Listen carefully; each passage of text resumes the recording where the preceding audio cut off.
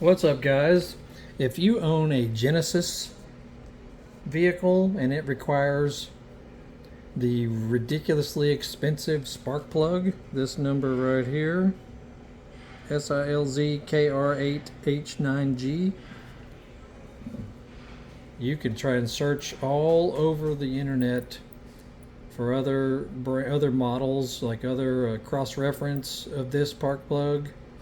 Nobody carries it except for Hyundai and Kia dealers. As you see on the bottom ring right there, it's got their own brand stamped on it. It means it's a proprietary part made for this manufacturer.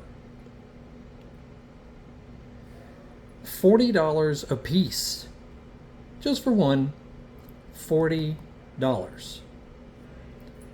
So if anyone knows of where they're able to find this specific plug in an identical other model, if you can see it, I'm just showing it what it looks like right there.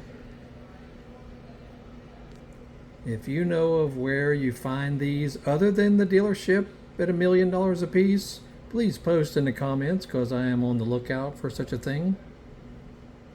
I've already done all the Googling and whatnot, and everyone else is doing the same thing.